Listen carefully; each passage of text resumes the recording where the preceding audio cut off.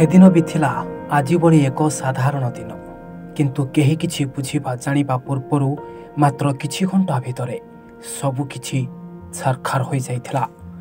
अपराह्न समय रे कला बादल घोटी आसीथिला पुराना बांधगुड़ा गाँव रे। चाहू चाहू प्रलयंकारी घूर्णिझड़र रूप नहीं 178 जनक जीवन नहीं जाइथिला आउ सबु किछि उजाड़ी देइथिला। एहारि भितरे प्रलयंकारी घूर्णिबात्या को पूरीछि 47 वर्ष।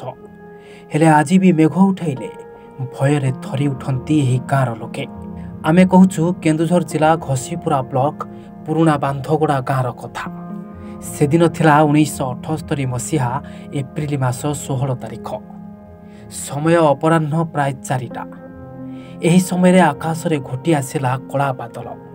क्रमशः यह घनीभूत होई घूर्णिझड़र रूप नहीं। निमिषक मध्य घूर्णिझड़ प्रलयंकारी रूप धारण कला आउ केही किछि बुझिबा पूर्वरु गछलता गाई गोरु और मनीष मानक आकाश को उड़ाई नेला। गाँर 120टी घर माटी रे मिसीगला।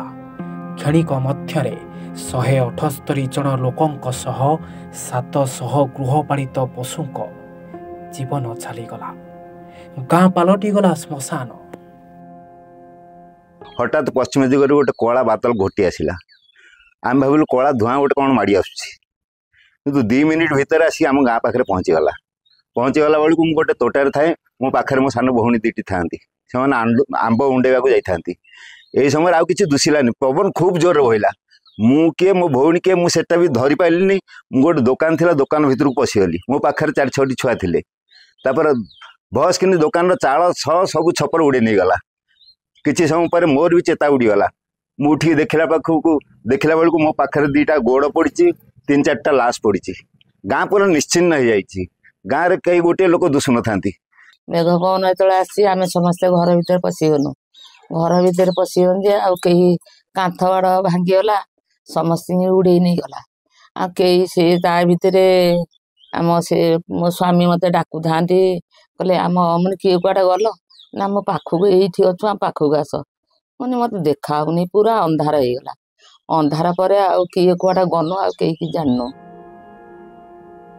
केवल पुराना बांधगुड़ा गाँ नुहे यही घूर्णिझड़ निकटस्थ करड़ामाली नर्दा तिगिरिया बिलाबंध आदि गाँर क्षति घटाई। घटना पर देश विदेश छुटी सहायतार सुह। अकाल रे प्राण हराई लोकंकर गाँ मुंडरे समूह दाह संस्कार करागला। सही स्थान रे स्थापित हैला एक स्मृति स्तंभ। सही अविश्वसनीय घूर्णिझड़ को आज पूरीछि 47 वर्ष। एते बड़ घूर्णिबात्या आज भी भाविला बेलू देह शीतई उठुछि।